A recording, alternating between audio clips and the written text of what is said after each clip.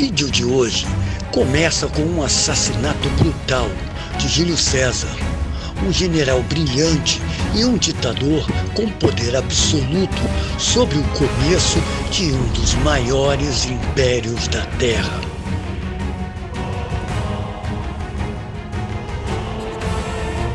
Esse episódio, que rolou no dia 15 de março de 44 a.C., detonou uma série de acontecimentos que iriam sacudir Roma e mudar totalmente o destino dessa cidade. 3 anos antes, Júlio César tinha tido um relacionamento com a rainha Cleópatra do Egito. E desse relacionamento nasceu o seu filho, que foi chamado de Cesarião, o pequeno César. Mansur, roda a vinheta.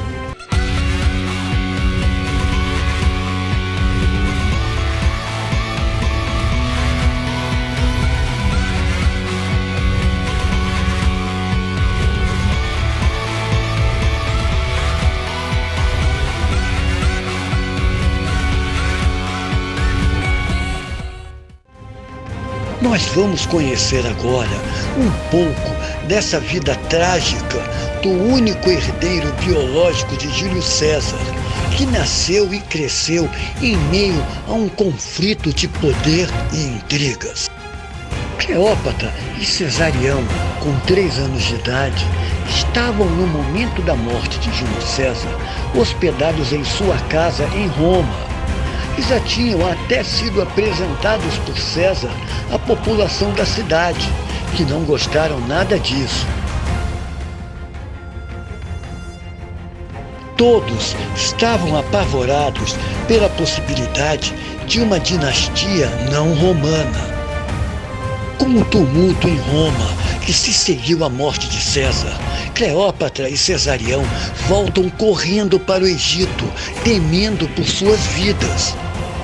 Desde o seu nascimento, o pequeno César já carregava nas costas o peso de ser supostamente o único filho biológico do homem mais poderoso de Roma, bem como herdeiro de um reino de 300 anos e de uma civilização de mais de 4.000 anos.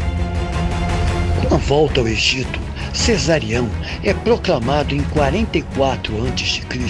por Cleópatra co-regente do Egito e passa a se chamar também como Ptolomeu XV. O que acontece em seguida é um turbilhão de acontecimentos. Roma entra em uma terrível espiral de violência. O herdeiro oficial de César, o seu sobrinho, Augusto César Otaviano, juntamente com Marco Antônio, que era o general preferido de César, fazem uma caçada que levam anos aos senadores que arquitetaram a morte de César. Depois que todos os assassinos foram executados, Otaviano reparte o império com Marco Antônio, que fica com o Egito e outras províncias do Oriente. Marco Antônio tinha se casado com a irmã de Otávio, mas acaba se relacionando também com a rainha Cleópatra, e eles acabam por ter 3 filhos. A relação de Otávio e Marco Antônio vão se deteriorando a cada ano. E quando Marco Antônio declara em Alexandria que Cesarião é o verdadeiro herdeiro de César, Otávio chuta o balde e Roma declara guerra a Marco Antônio. Em todo esse tempo, Cesarião, em Alexandria, assistiu apavorado à luta de oponentes poderosos que queriam o poder total para dominar o mundo.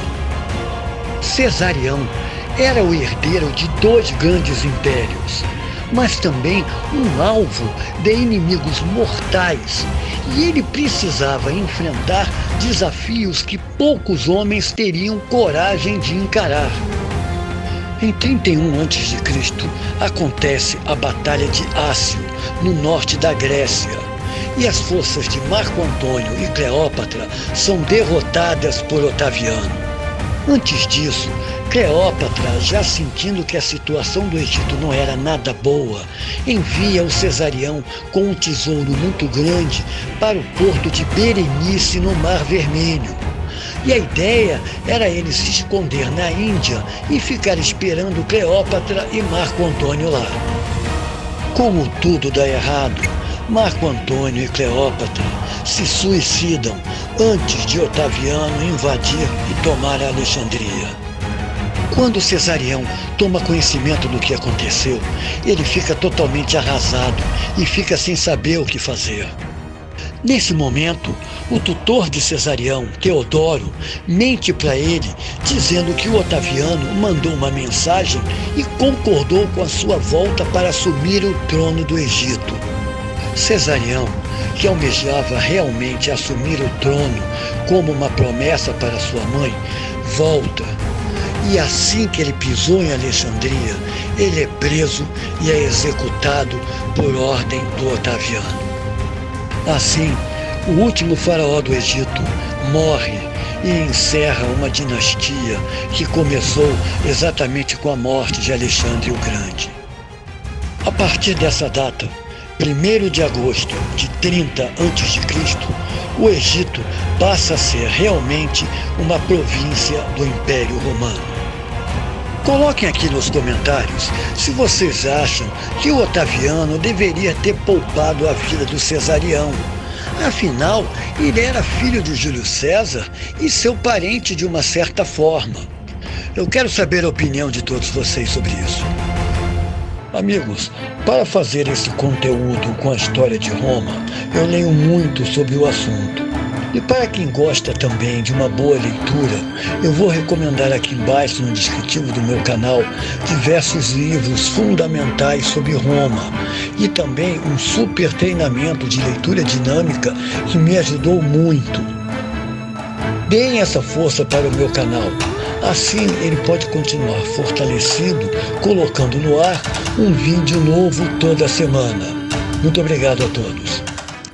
Eu queria pedir humildemente para quem não é inscrito no nosso canal que se inscreva, acione o sino das notificações e deixe o seu like, porque ele ajuda muito no nosso trabalho e principalmente no nosso crescimento.